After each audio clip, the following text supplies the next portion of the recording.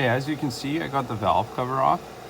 Cylinder 5 is a third back, and so this would be the two valves for cylinder 5.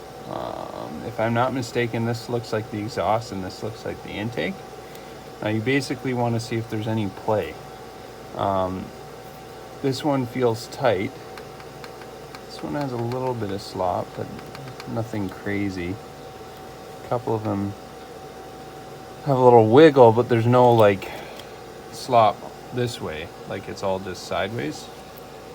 But it does look like, yeah, it depends, because if it's turned slightly such that the valve is starting to open, then it would have tension on it. So it just might not be oriented correctly, so I might want to turn it over.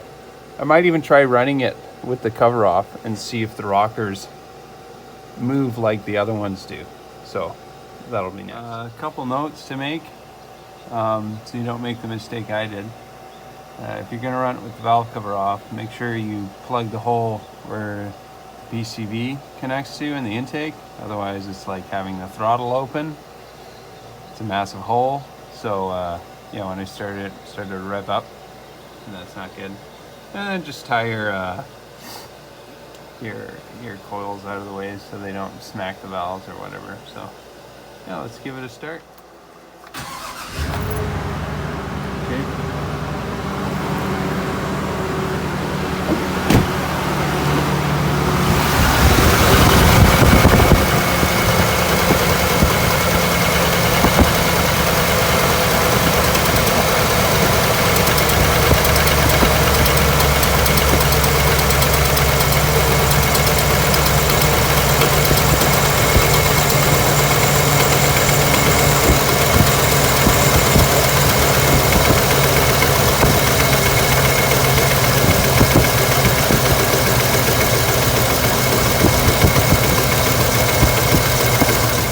Okay, so I didn't notice anything obvious with the rockers.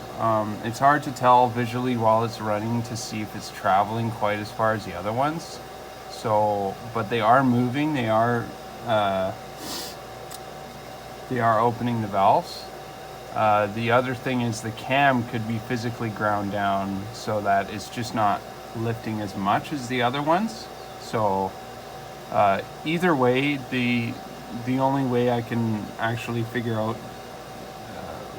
what's really not sealing or holding compression is by pulling the heads off and taking a closer look. It might actually be the valve isn't seating properly or holding compression. So the other thing I've heard of on these engines is there's plastic lifter trays, and when those trays actually orient the roller lifters properly on the cam, and if those lifters or those trays get too much slop, the lifters can turn,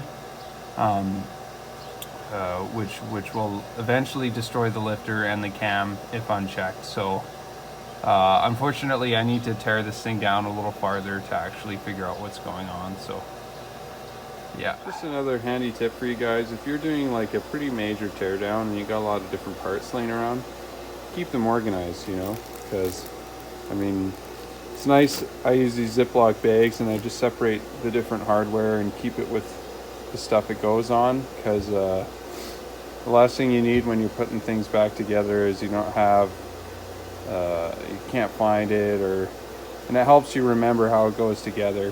So it's just something to help make the whole process smooth. Another tip, when removing these fuel lines, you need a special tool, because you see those clips inside there? Well, you push them over and they clip in front of that ridge there. So there's a special tool that's like can fit inside there, and you release the clips while you pull it off. But I don't have that, and it's annoying to have tools that you can only use once or twice. So what I did is you take the cap of a Sharpie and you cut it off at the right length, and in my case I had to double up to make it thick enough, and you wrap it around there and just pry it through and it releases. So nifty little trick to save a buck. Another tip, when you're taking the heads off and you gotta get your push rods out and you're taking the valve train apart, one thing is you always want to keep every rocker, push rod, valve, lifter, if you're using used parts, they should all stay together. So when I put it back together, this push rod should end up on that valve.